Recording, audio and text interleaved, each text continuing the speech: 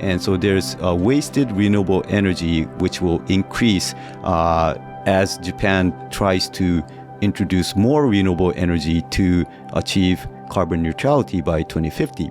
So rather than wasting renewable energy by curtailment, why not monetize that using flexible demand such as Bitcoin mining? Hello, I am Cody Ellingham, and this is the Transformation of Value podcast. In this episode, I talk with Kenji Tateiwa, CEO of Agile AEGX, who are mining Bitcoin in Japan and helping to reduce grid congestion with flexible load that matches the variability of renewable energy. We discuss the long-term outlook for Japan as it moves towards renewable energy more broadly, and the challenges with the existing infrastructure network and how the innovation of Bitcoin mining can help with this. Kenji also shares his background in nuclear energy, and we talk about strategies for communicating the Bitcoin mining story to the public. If you have any questions or feedback, please reach out. My emails are always open, hello@thetransformationofvalue.com. Otherwise, on to the show. But look, Kenji, thank you for coming out to the studio today on a hot day. It's my pleasure. Unseasonably hot. But I thought maybe we could start just a little bit with how you came to be working in this industry. But I mean, what's your background, Kenji? So I did my bachelor's and master's in nuclear engineering in Japan at Kyoto University. Joined Tokyo Electric Power Company, or TEPCO, in 1996. And I actually am still with TEPCO. I'm seconded to Agile AEGX, which I formed 2 years ago. And so I'm the founder and CEO of Agile AEGX, but still I'm working for TEPCO. Anyway, so when I joined TEPCO in 1996, I initially worked at the Fukushima Dai-2 nuclear power station, which is the sister plant of Fukushima Dai-1 nuclear power station, which went through a severe accident 13 years ago. And actually, that was a very sobering experience for me, having to go through a real-life severe accident at our nuclear power station. But in my early career as a nuclear engineer, first working at Fukushima Dai-2 nuclear power station, and then working at the headquarters of TEPCO in the nuclear engineering department, I was working on the next generation nuclear reactors, collaborating with companies such as General Electric, Toshiba, and Hitachi. And I was determined to continue my career as a nuclear engineer. But in the early 2000s, there was this big U.S. energy company called Enron. Oh, yes. Which came into the Japanese power market. And there were rumors that Enron may try to take over Japanese utilities. And I thought the TEPCO management back then was not up to the task in fending off Enron. And I heard that the Enron executives had this thing called an MBA, which I did not know. I searched what it was, and I decided I should get one myself. So that's when my pursuit for an MBA started, and I luckily got into Stanford and got my MBA in 2004. Yeah. I was sponsored by TEPCO, so I returned to TEPCO, and I asked the TEPCO management for me to use the skill sets that I learned from the 2 years at Stanford Graduate School of Business. But TEPCO kind of forced me to return to the nuclear engineering department of TEPCO. And although I was really proud as a nuclear engineer, I wanted to do something more related to business. So I made an internal career switch within TEPCO in 2005, so a year after returning graduating from Stanford. And I worked in the international division of TEPCO. And my first task was to work on an Australian coal power project. I wasn't really interested in coal power plants. My big, hairy, audacious goal was to someday start TEPCO's international nuclear business. But first, I wanted to learn project financing in a more traditional coal power project. So I was working on this coal power project. But then another U.S. energy company called NRG Energy, which is still around. NRG is one of the largest power producers in the U.S. NRG made an announcement that they will be building 2 nuclear reactors in the United States at their existing South Texas Project nuclear power station. And NRG decided to build a Japanese-designed nuclear reactor called the Advanced Boiling Water Reactor, which TEPCO had co-developed with GE, Toshiba, Hitachi, and built the world's first advanced boiling water reactors in Japan. So therefore, NRG wanted to have TEPCO support for their Texas nuclear project, both from an owner and operator's point of view. And I thought this was exactly the kind of project that I was envisioning. I asked the TEPCO management, we should be part of it. The initial answer by the TEPCO management was no. TEPCO was a purely Japan domestic nuclear operator. TEPCO was the largest nuclear operator with 17 nuclear reactors. In fact, TEPCO was the second largest in the world, only after the French EDF, but still purely Japan domestic. Long story short, it took me 4 years, but by May 2010, I was able to convince the TEPCO management to sign a deal with NRG for TEPCO to become the first Japanese utility to invest in an international nuclear project. And I was getting ready to relocate from Tokyo to Texas to work on this project. But then the March 11th, 2011 earthquake happened. And I was in downtown Tokyo, and I got in thick into the accident response regarding the Fukushima Daiichi nuclear accident. So it's a long story, but let me quickly summarize. So the accident happened in 2011. The following 4 years, after the initial response, working with the international community in mitigating the impact from the accident, I was based in Tokyo. But then I asked the TEPCO management to have me relocate to Washington, D.C. at the TEPCO office so that I could disseminate the lessons learned from the Fukushima Daiichi nuclear accident in English to credible experts around the world. And I was dispatched to Washington, D.C. from September 2011. And the following 4 years, I was giving hundreds of presentations about the accident based in the U.S. After returning to Tokyo in 2015, I've been working on various other projects, but I wanted to make an impact so that TEPCO can serve its obligation to clean up the accident from Fukushima Daiichi, also recover the local community at Fukushima, and also become a company, again, be able to serve the power in Japan. But it's a very daunting task. And in 2018, I volunteered to be part of a TEPCO in-house training program for future executives to come up with a novel business idea, concept for TEPCO to recover from the accident. And that's when I came up with this idea that culminated in my setting up Agile AEGX, which combines wasted renewable energy using flexible demand, including Bitcoin mining. Yeah, thank you. That's an incredible overview. A couple of things I want to pull on before we get into Agile AEGX. You talked about studying nuclear engineering in the late 90s, and certainly I'm outside of that industry, but my understanding from the literature is that it has been a neglected area of research and development is the improvement and delivery of new kinds of nuclear technology and the rollout of that. And it seems as if maybe Japan has been a leader in some of this technology. You mentioned 17 nuclear power stations in Japan. So, I mean, how would you describe the industry then through to now in terms of nuclear energy and where innovation is happening with nuclear? Yeah, great question.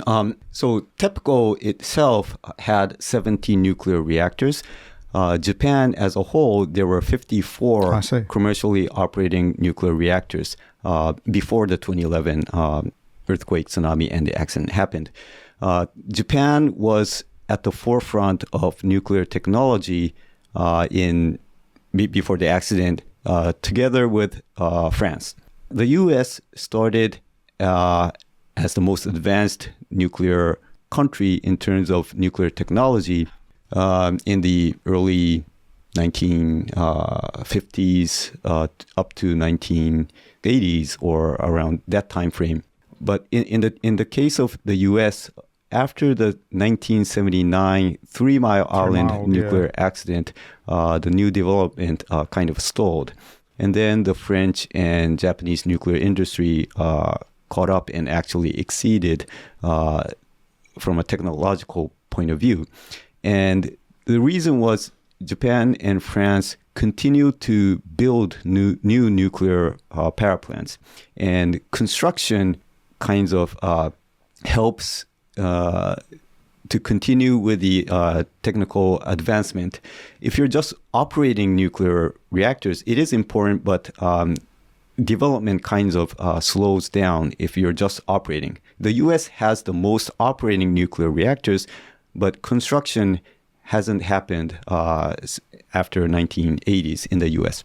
So France and Japan was at the forefront, but Japan, after the 2011 accident, new construction has stopped, and technical development has kind of came to a screeching halt in Japan. Yeah. And I'm just curious that, I'm not sure if you know this, but the history of that nuclear development in Japan, is that correlated with high oil prices in the 70s? You had the oil shocks and that, which Japan are highly energy dependent.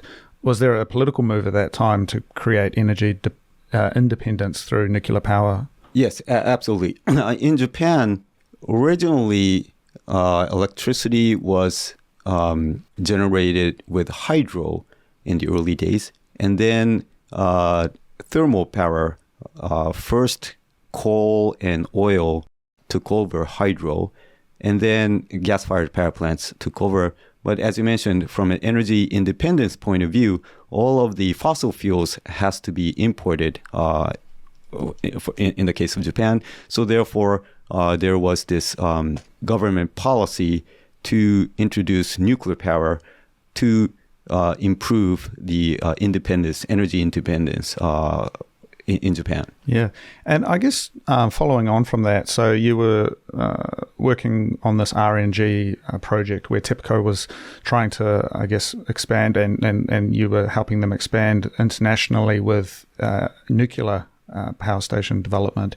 And previous to that, TEPCO had been looking at thermal power stations in parts of the world. Has that also stopped with international nuclear from coming out of Japan? Yes. So when TEPCO was working with NRG for its Texas nuclear project, it was the first TEPCO was the first Japanese utility to work on an international nuclear project, and that has actually stopped. After that, Hitachi had a plan to build nuclear reactors in the United Kingdom. And I was actually seconded to a company called Japan Atomic Power Company, or JAPC, which TEPCO invests to JAPC together with other Japanese utilities. JAPC supported Hitachi's plan to build Japanese nuclear reactor in the UK, and I was part of that from when Hitachi acquired a UK company called Horizon in 2012, and then up until 2019, when the project finally got terminated or suspended, Hitachi and JPC were working, trying to build a Japanese nuclear reactor in the UK. Yeah, and as it stands currently, who is leading the world in terms of nuclear? Who does a country go to in terms of nuclear expertise today? So now, new construction, China is leading in terms of new nuclear build, followed by Russia. I see. And I guess a geopolitical sense, are there specific companies or are there challenges with that arrangement with Russia and China leading nuclear development? I mean, where would somewhere like Australia or the United States go if they did want to get some expertise into the country? Yeah, so in the case of U.S., after the NRG's plan to build a nuclear reactor in Texas has been suspended, the new nuclear build has been done in Georgia in the U.S. At the Vogtle plant, where two Westinghouse designed nuclear power plants actually recently has commissioned 2 units. Okay, so Russia and China are leading in domestic development within their countries, but they're not exporting that expertise. Is that what you're saying? No, actually, Russia and China, they are exporting their reactors outside. But in the U.S. or Western countries, U.S. has built 2 nuclear reactors. But that's it for the U.S. And other Western countries, let me think. I'm thinking Siemens, Germany. Yeah, Germany has faded away from nuclear. In Finland, they have built a reactor called the EPR that's designed by a French company. Yeah. So in Finland, it's a French reactor. The EPR has also been constructed in France. So France has been building, but at a very slow rate compared to China and Russia. Yeah.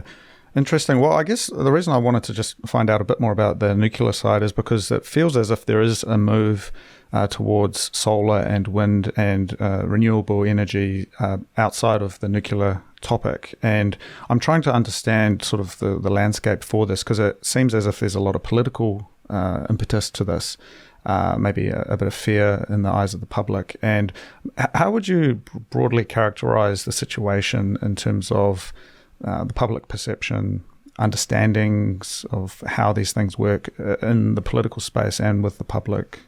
First, in Japan, the public is still there's still the emotional impact from the 2011 accident. However, at the same time, I think people in Japan, they understand that energy independence is important, and currently Japan is relying on mostly gas-fired power plants, and it's mostly or almost all of the fuel is imported.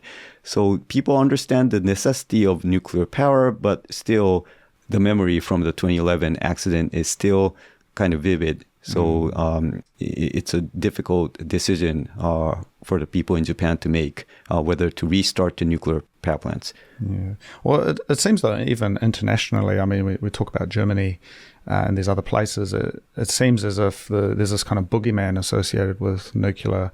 And even in my own country of New Zealand, there's a very strong kind of dogmatic anti-nuclear stance. Initially, it was around nuclear weapons, but somehow that has morphed into nuclear power. And I'm just trying to understand where that has come from, because we've been given instead this idea of solar and wind. I mean, globally, where do you think this conversation has spawned from? I think in Japan, the Japanese media, they tend to focus on the globally countries are fading out of nuclear. But the fact is there are many countries that are building nuclear power plants. And in the U.S., although the new build has been only 2 units for the Vogtle Unit 3 and 4, but recently there are many discussions about using nuclear power to run the AI data centers. And also recently I think Microsoft made an announcement that they will work with once shut down nuclear power plant, 3 Mile Island Unit 1. It'll be restarted after 5 years of decision that was made to shut down the plant, but they are restarting that plant to run the data centers for Microsoft. And also, I think there was recently another announcement, I think it was Google teaming up with a small modular reactor startup in the U.S. to run the data centers using nuclear power. Yeah, well, that's fascinating, because it seems as if globally there's this move towards a carbon neutral target, and everywhere seems to be struggling with the price of energy, the price of electricity, the development of new infrastructure, whether it's New Zealand or Japan. I mean, I noticed the consumer rates here in Japan are extremely high, and for manufacturers as well, and the same as can be said for New Zealand. And many parts of the world maybe are experiencing this kind of energy infrastructure deficit. And I'm just trying to paint a picture before we get into what you're doing with AgileX, but just sort of the bigger piece of how new energy grids or new energy infrastructure is being built, and kind of the landscape for it? Because it seems very challenging right now that nobody's building new stuff, to put it bluntly. Yeah, so I think not only in Japan, but anywhere in the world, there needs to be a balanced energy portfolio, not only renewable, not only nuclear, not only thermal power, but a balanced portfolio. And the composition would vary depending on the situation that each country is positioned within the geopolitical situation. But there needs to be some each. And in the case of Japan, understandably, people are averse to nuclear. But right now, we are over-dependent on thermal power, mostly imported, and trying to only increase renewable, which is mostly variable. So it's not a balanced portfolio that we have in Japan. So that needs to change, especially because the power demand is expected to increase due to the massive amount of AI data centers consuming electricity. Yeah. So running with the idea that there is a set political situation, and I appreciate this is extremely difficult to communicate to the public, and it is emotional. I mean, I wasn't here when the Fukushima accident happened, but shortly thereafter, I came to Japan, and we went up to Iwate and did some volunteer work up there, where it was affected by the tsunami, not by the other aspects, but the tsunami in particular, and that left a very strong impression on me, just how strong and profound that the Great East Japan earthquake and tsunami was, and how much of a freak event it was. And as you know, I mean, there was a number of kind of points where it was a once in a 1 in a million chance that played out the way it did. And so I appreciate there's an emotional kind of political piece to this whole challenge with nuclear. But the reality is that maybe the public are not so keen on it. There is more and more renewable energy being developed. And thus the opportunity arises with what you're doing with Agile AEGX to be able to work with a highly variable energy grid and help smooth out that situation. So maybe we can talk a little bit more about your thoughts or your planning for AgileX and how it relates to the grid. Yes. So first, Agile AEGX, we are focused on using renewable energy, but our end goal is to help Japan form a balanced portfolio of energy infrastructure. But the initial target is renewable energy and variable renewable energy. And there are two aspects to that. One is curtailment. Because of the variability and uncontrollability of natural energy sources, when the wind is blowing, the sun is shining, but there's no demand, curtailment has to happen in order to balance the grid. And so there's wasted renewable energy, which will increase as Japan tries to introduce more renewable energy to achieve carbon neutrality by 2050. So rather than wasting renewable energy by curtailment, why not monetize that using flexible demand such as Bitcoin mining? So that's one aspect. The other aspect is grid congestion. When there's supply of renewable energy and there is demand for such power, but the grid in between that needs to transport that electricity from the source to the demand, there's only limited amount of electricity that could be sent through the grid. And if there's too much supply, congestion happens. And in order to mitigate the congestion, grid companies such as Tokyo Electric Power, TEPCO Power Grid, our parent company for Agile AEGX, they are the transmission and distribution companies are obligated to upgrade the grid in order to solve the grid congestion so that renewable energy could be sent to the grid, which costs a lot and takes a long time to upgrade the grid. And in many cases, it is not a very efficient way to for investment, because congestion in many cases only happens during a short duration of the time out of the year when there's too much supply and the peak current exceeds the thermal limit of the grid. And hundreds of millions of dollars may have to be invested to allow for that extra current to be sent to the grid, but that may only happen like 100 hours out of the year.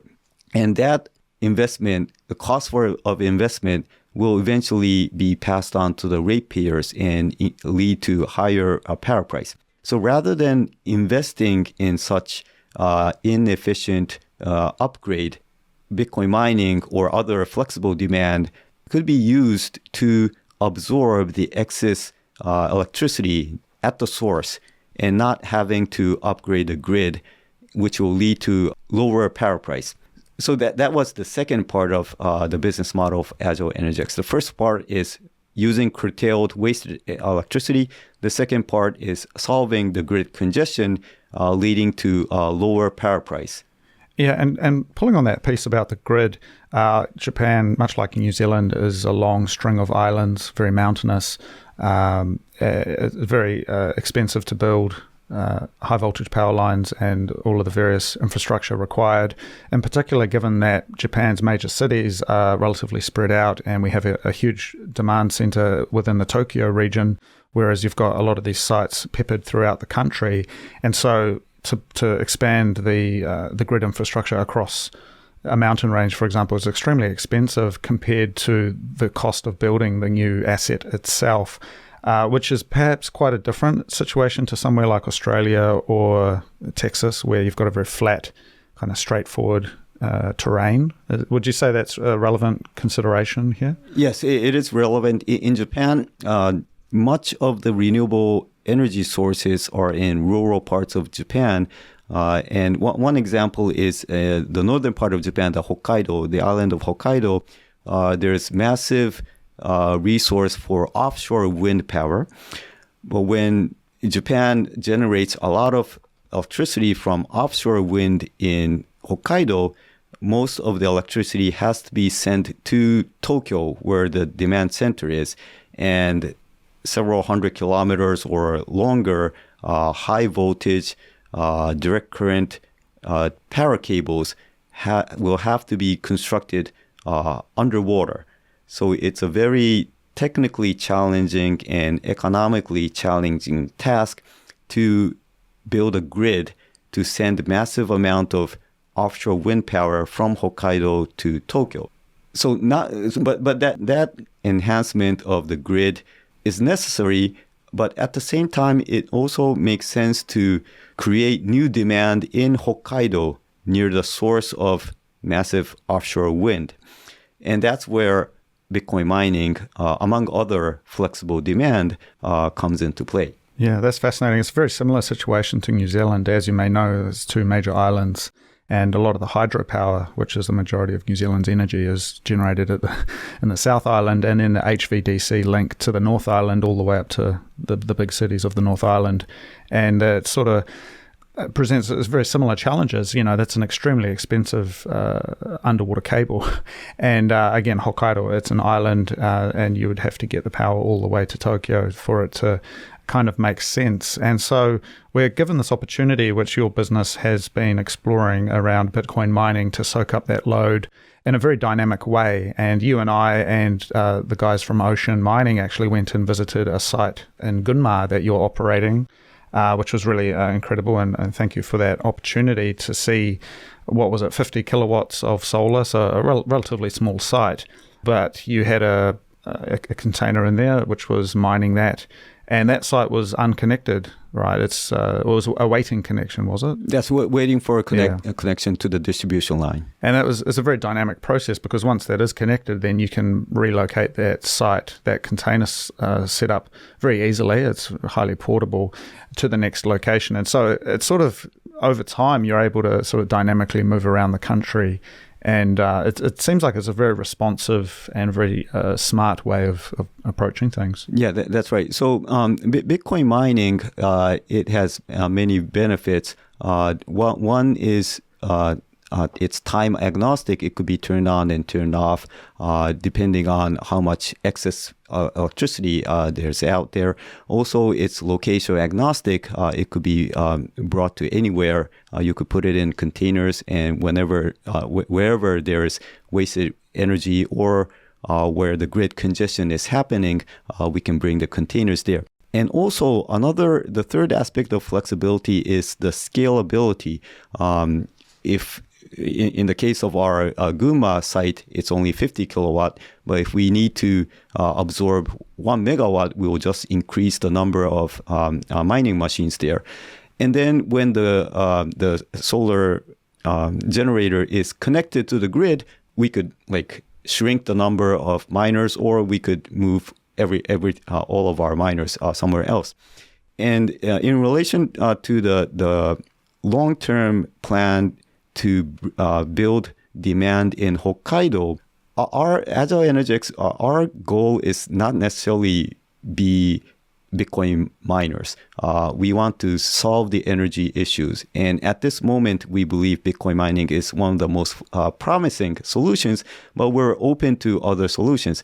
And the Japanese government is pushing for a policy to locate data centers in Hokkaido, which makes sense, but it takes time, and the planning and economically, the data center companies will have to find customers. So before that massive data centers could be constructed in Hokkaido, Agile AEGX could fill in the gap by bringing Bitcoin miners as a flexible load. And within a few years or a decade, when there's enough demand in Hokkaido, Agile AEGX, we don't have to necessarily continue mining in Hokkaido if there's not a need for us to stay there. We could flexibly relocate our miners somewhere else. Yeah, that's incredible. And I remember something you shared with me when we had dinner was you came into the chairman's office at TEPCO, and you put an S9 on his desk. And he said this is the first time he had seen this level of innovation in the company for many years. And that really stood out to me. I mean, Japan, the business culture certainly is very conservative. And you mentioned earlier you had gone and done this MBA and sort of brought that knowledge back to the company. And it seems as if perhaps the understanding of what an energy company is has changed over the last few decades. I mean, certainly in New Zealand, once upon a time, it was government operated. I'd imagine with Japan, it was a similar situation, whereas now we're seeing these kind of innovations and kind of new ways of doing things, very dynamic, very agile ways of doing business emerge. Would you say that the energy sector overall has sort of seen a renaissance in innovation and kind of business know-how? Yes, TEPCO or the entire power industry in Japan, initially all companies were startups. Oh, really? Yes. And the Japanese power companies were not government operated, except for a short period of time during the Second World War. It was private. However, as the industry matured, utilities became conservative, but out of necessity, because stable supply of electricity is the most important aspect of utilities. And therefore, TEPCO is a very conservative company, but it has to be. But at the same time, TEPCO has to innovate as well as other utilities. But it's difficult to achieve two things: being conservative and innovate. And innovate. Yeah. The reason TEPCO allowed me to set up Agile AEGX, because the TEPCO management understands TEPCO needs an innovative arm in the form of Agile AEGX. But in reality, it's difficult to achieve two things at the same time. But TEPCO is trying. Yeah, and I guess also just in terms of comparison and contrast, I know in the case of New Zealand, it was always state-run and it privatised much later. And to this day, the line infrastructure in New Zealand, I believe, is still operated by by the state or an arm of the state via a company. Whereas in Japan, you've got TEPCO power grid, you've got the renewable side, you've got the generation side. What is the market infrastructure like in Japan in terms of the energy market? Is it advanced in terms of the pricing model, the competition, the oversight from regulators? I mean, how would you paint a picture of that just briefly? Sorry. Yeah, so Japan used to be a local monopoly of 9 large utilities in the main island, Japan. And then deregulation gradually happened. And right now, it's been deregulated in terms of generation, transmission, distribution, and retail. It's been split. So TEPCO Holdings, it has the generation arm, transmission and distribution arm, and retail arm. But the sectors are split and deregulated. And after deregulation, the power market has become more dynamic. But I think Japan is still struggling to find the right balance of stable supply, but also bringing in competition to reduce the cost. Striking the right balance, it's been a challenge, and especially the past several years in Japan, the downside of deregulation is becoming clearer. With extreme weather and sometimes lack of imported fuel or the risk of not having enough fuel. And then because of the increasing ratio of variable renewable energy, sometimes blackout risk increases.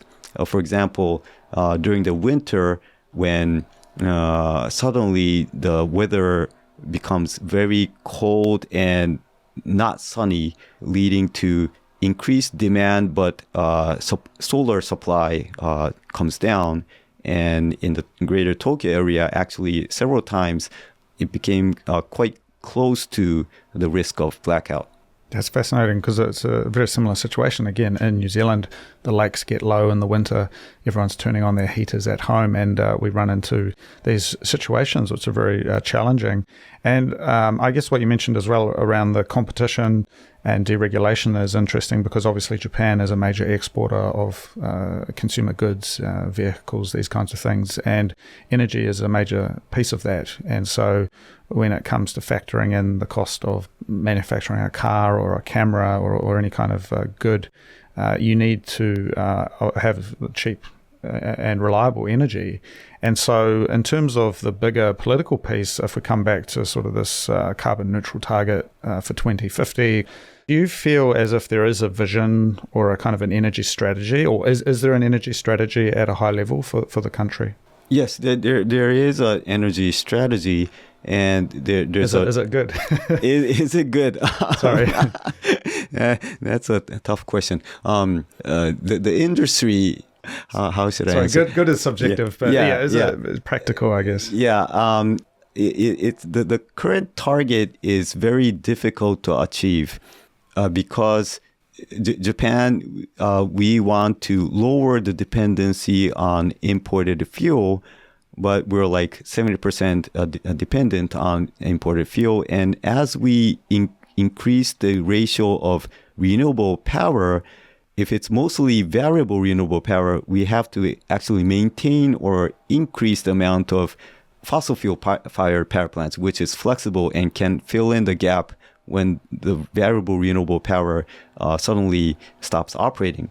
So it's kind of difficult to achieve carbon neutrality just by relying on more variable renewable power, and with the constraint of not being able to increase the amount of nuclear power, base load, zero carbon emission power, which leaves Japan only with the option of maintaining a high ratio of fossil fueled power plants. Do you think it's possible, though, that strategy is perhaps I mean, it's put out there into the world, but the reality is that the Japanese industrial consumers and the public at large wouldn't stand for much higher fuel prices or the variability and uncertainty that you're describing with this kind of carbon neutral target, and thus maybe at some point in the future it sort of fades away and it just stays as the status quo of a high degree of fossil fuels being imported? Or do you think maybe it ends up something more like the German situation where you've got wind everywhere and some major issues during the winter time, etc.? I hope not we go down into the situation of Germany, because I think the most important is stable supply of electricity. Decarbonization, it's important, but if we do not have electricity, that's the biggest issue. Yes. So stable supply, and to the extent possible, we would want to decarbonize, and we would want electricity to be as cheap as possible. But if we don't have electricity, that's the worst case scenario. So we have to avoid that. Like the blackout is the last thing that we want to have happened in Japan. Yeah, well, certainly with energy as a kind of pillar of society, once you start having troubles like that, and as you know, I mean, Japan's got such a highly dense infrastructure with whether it's the transportation networks or the cities, you can't just turn it off for 5 minutes. Everything sort of begins to fall down. So I'm just curious then, in the sense with, in terms of what we're talking about here, so, Bitcoin mining fits in here. A criticism that I've often heard from people, though, is, well, why don't you just make batteries? And why don't you just store the electricity? And for me, it always feels like it comes from a very adversarial place where somebody just simply doesn't want to think about Bitcoin. But in terms of the criticisms there, why don't you use batteries? Why don't you pump water to the top of a hill and leave it there? Anything except Bitcoin mining. I mean, what are your thoughts on that? Yeah. So first, I don't think Bitcoin mining and batteries compete with each other. At least Agile AEGX, we don't consider batteries and Bitcoin mining to compete. I think it has complementary roles. In order to balance the grid and in order to maintain the resilience of the grid, batteries are important because Bitcoin mining cannot store power, obviously. So in cases where we need to store backup power, batteries or pumped hydro, for example, as you mentioned, it's important. And in Tokyo Electric Power Company, we have a lot of pumped hydro, which plays a critical role in providing stable supply of electricity and balancing the grid. However, it has its limit in capacity, and pumped hydro, minimum size as well. Yeah, right? yeah. You cannot build additional dams, especially in Japan. So therefore, why not batteries? And I'm not opposed to batteries. If batteries becomes cheaper, yes, please, let's build more batteries. But there are situations where only batteries will not solve the issue. Two examples. One is the seasonality of renewable power. If the variability is like daily, like during the day there's too much solar power, and you have to shift the power from daytime to nighttime, well, maybe batteries will be okay. I mean, it is important in those situations. But what's happening in Japan is increasingly during the springtime and fall time, there's too much power. And it's very difficult to shift excess electricity on a monthly basis. So you have to store the spring and fall excess solar power to summer and winter, and depending on batteries for such massive amount of electricity, it's not practical. And also, because batteries are cans of energy, if you store too much energy, it causes safety issues. As you've seen, like a lithium-ion battery, sometimes it explodes. And like dense energy has its safety hazard. So there's a trade-off. You don't want to store too much energy. So therefore, if like the seasonality of renewable power, rather than trying to store everything, why not consume it and convert it into something valuable. And it doesn't have to be only Bitcoin mining, but Bitcoin mining would be one use case for converting excess energy into something valuable. So that's one. The other issue is when batteries store power, it has to discharge power at some time. What's happening is when you fully charge the battery has no option but to discharge. If it's 100% full, you cannot additionally charge power. You have to discharge.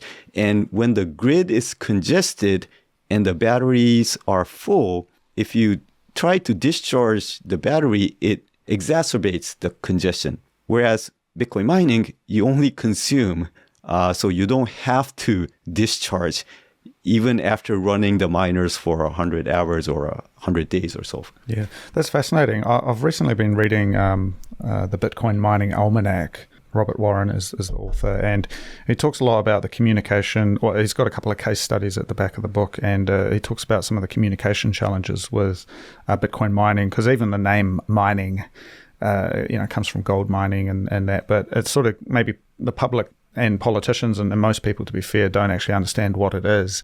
And so do you think maybe there's a communication or a public relations challenge here where what we're talking about with the energy mix, having batteries, Bitcoin mining, pumped hydro, this kind of balanced mixture is obviously very clear and important to you and I, but how do we get that across to the general public? I mean, what's your thoughts on that? Yeah, good question. So I haven't come up with a panacea how to solve this issue.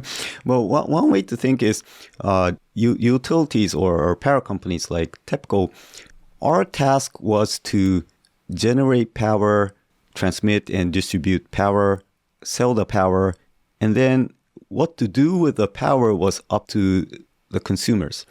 But now power companies have to think about how to consume the power, because power generation, due to the variable renewable power, it used to be that according to the fluctuation of the demand, power companies adjusted how much electricity was generated. But now generation cannot be controlled because solar and wind, it's natural. Power companies used to not think about how the power was used, and nobody judged the different value of how this certain kilowatt hour was consumed. But now, because Bitcoin mining has become like a contentious issue, people are saying this kilowatt hour should not be used for Bitcoin mining, but anything other than Bitcoin mining, it's okay.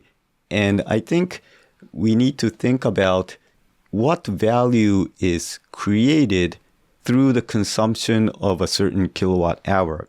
And people used to say Bitcoin has no intrinsic value. But I recently read a book in Japanese written by Professor Iwamura of Waseda University. And he said in his book, I think he wrote it like 7 years ago, he said in his book that the intrinsic value of Bitcoin is based on the consumption of power through the proof of work concept, proof of work consensus mechanism. And so electricity used for Bitcoin mining is not wasted. It forms the basis of the value of Bitcoin, which has many values, monetary value as well as other utility values. And so I guess in order to convince people Bitcoin mining is not like an evil act, is to explain that proof of work, it's not wasting electricity, it's forming something very valuable in the form of Bitcoin, which has many utility. And I think it's a case that, especially in developed countries, especially like in Japan or the US, where yen and dollar, it's kind of stable, although yen has depreciated somewhat, but still a stable fiat currency. People don't realistically understand the value of alternative financial means such as Bitcoin, which in some part of the world, it's critical for people to have such means. But in Japan, most people don't have to have Bitcoin to survive. So maybe talking about such social value of Bitcoin may help people understand the value. Yeah, I mean, just on that note, as I said before, I've just been having a chat with a New Zealand Bitcoin miner, and I mean, we know so much about the space and we're kind of over it, and so we sort of see all of the implications, but I wonder whether there is sort of a public relations challenge here that can be specifically focused on the mining side. And so, I mean, as I said, the name mining maybe gives people certain impressions. And then also what it means for the grid as a demand center. And maybe there's some language or ways of telling that story, which maybe from an engineering perspective, it sort of seems a bit superfluous. But I think there is, an emotional attachment, and arguably that's one of the reasons why solar and carbon neutrality and all of these things have become so popular. People don't understand that actually, you can't use them in the nighttime, and if we go carbon neutral, that's going to mean a highly variable load. They sort of see maybe a certain kind of environmental agenda or something, and they emotionally attach to that. And these are very technical topics. So I wonder whether moving forward with the work you're doing, with the work that's happening overseas, if there's not, I guess, a renewed way of communicating this simply and clearly that doesn't rely on someone understanding the nature of money itself, which is hard, right? Yeah, so I read this book, Bitcoin Standard, and although it's not extremely technical, no equations, but it's not for everyone. No. And so actually, I brought this gadget. Oh, yeah? I think I know what you're going to pull out of your bag. Is that a BitX? Yes. Oh, that's awesome. Yes. So the BitX is excellent educational tool for... You can plug it in, actually. Yeah, kids. And actually what I did was I tested this BitX to be run on batteries. So all you need is this Wi-Fi router and a power source. And is it already, the fans are spinning now? Yes, it is spinning. And actually, so let me unplug it. Yeah. Unplug, and I tested this with this mobile battery. Oh, yeah. Yeah, so all you need is this mobile battery, the BitX, and the mobile router, and you can show kids that you're now transforming electricity into Bitcoin. Yeah. And also with your smartphone, you can see the temperature of this ASIC chip and the hash rate and so forth. So with this, first, kids will be interested, and they will try to learn the digital background of the hash function, and then the connection with electricity. And we could charge this battery with solar panels, and then we can teach children this solar electricity turned into battery power, and it's now running the BitX ASIC chips. And with a smartphone, you can see that the hash rate is turning into Bitcoin. Yeah. That's pretty awesome. Thank you for sharing that. I'm going to have to get some photos of that after. But this is incredible because I think, similar to the nuclear story, there is sort of a public awareness and a public perception. And as I mentioned to you when we had dinner, my background is creative work and kind of storytelling. And having something like this means you can touch it and you can sort of interact with it, and it becomes a lot less scary. It's not boogeymen kind of doing the stuff in the back rooms. It's actually something that anyone can access and understand the value proposition for. That's awesome. That fan is just screwed into the heatsink. That's right. Interesting. It's actually silent as well. That's right. Yes. Yeah. It's still loading, but in the smartphone, if the smartphone is connected to the same Wi-Fi network, you can monitor. I see. Yeah. How many gigahash do you get on that? About 600 gigahash per second. That's pretty awesome. Yeah. Nice. Cool. Well, just on that note then, so we've talked about the mining story. Maybe there's an educational piece here, Kenji, with getting the kids to maybe have a go with something like a BitX or taking apart some hash boards and just kind of, I guess, making it less scary. Because I certainly think having a bit of empathy for people who maybe have heard about Bitcoin through the mainstream media or they've had some sort of preconception of what it means, it takes a little bit to kind of rejig that impression, right? And I mean, certainly I'm interested in the role of education and communication and kind of getting different people to interact with it. But one other thing I hope we can talk about is some of the work you're looking at with circular economies and the reuse of heat. I know you and I talked about aquaponics and the ability to heat water, some of these industrial uses. So I guess at a high level, what do you see are the opportunities for Bitcoin mining to fit into industrial processes in that regard? Yes. So the ultimate circular economy, the concept that we came up with, we first start with wasted renewable energy. We run Bitcoin miners. Then we use waste heat from the Bitcoin miners in two ways. One is to heat the greenhouse that houses the aquaponics system, which is the combination of aquaculture and hydroponics. Yeah. And so it's a circular, environmentally friendly farming agriculture. The other way to use the waste heat from the Bitcoin miner is to combine it with direct air capture.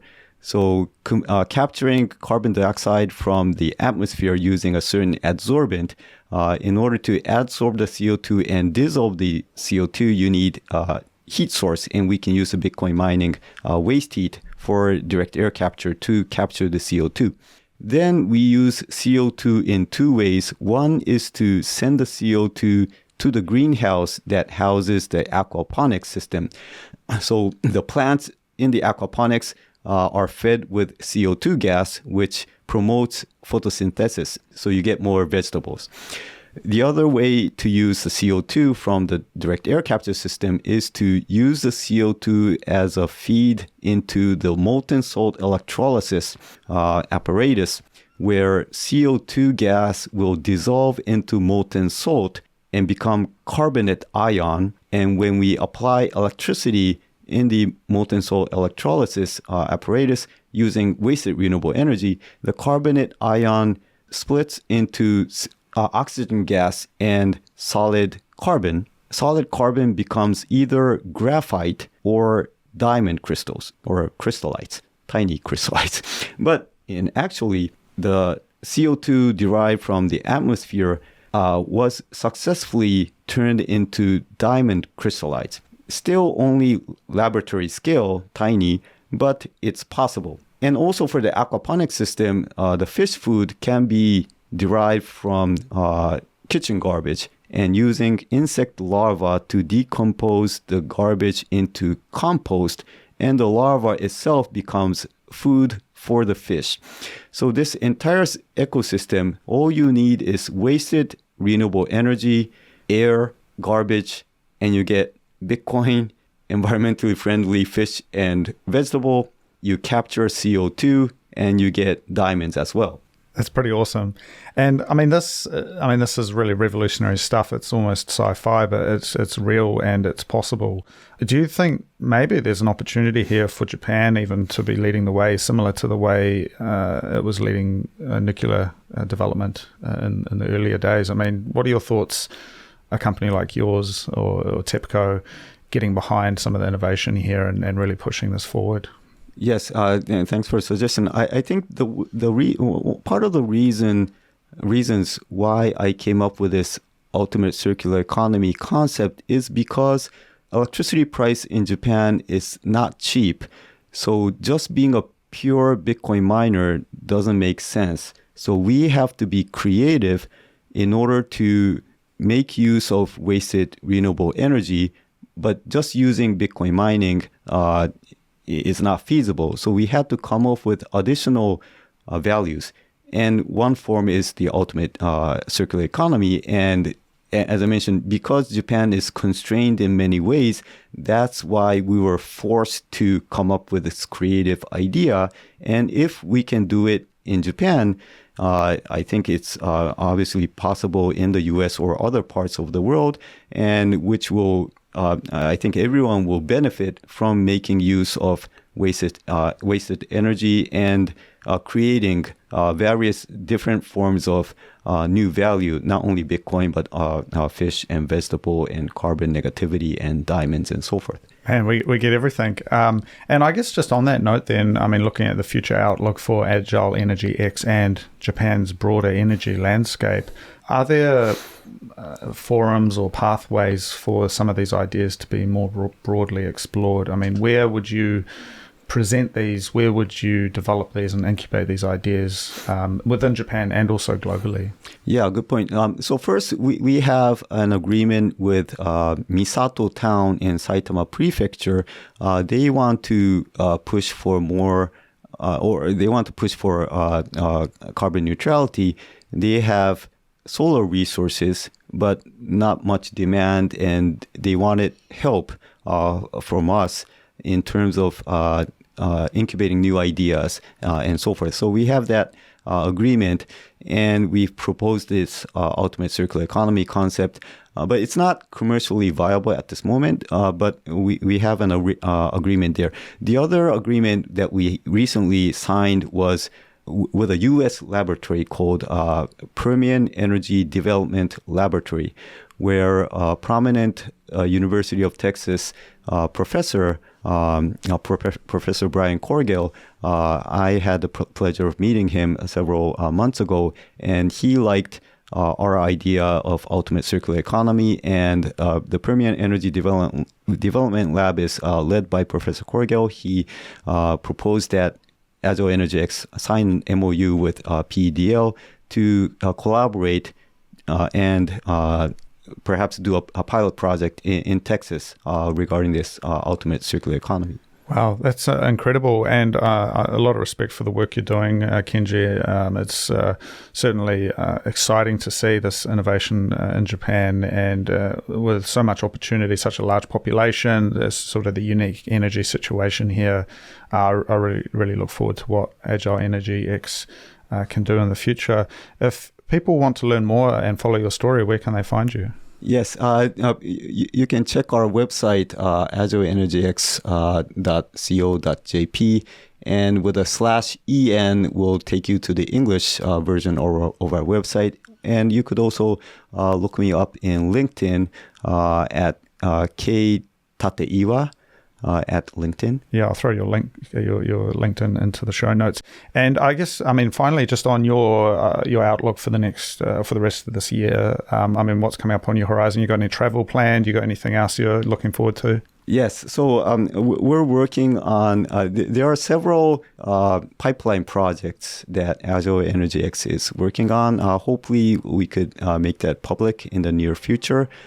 We are working on something quite innovative, and I look forward to being able to talk about it publicly. Okay, I look forward to that too. All right, thank you very much, Kenji. Thank you, Cody. Thank you for listening. I do hope you enjoyed the show. I am Cody Allingham, and that was the Transformation of Value. If you would like to get in touch, please send me an email at hello@thetransformationofvalue.com, and I will get back to you.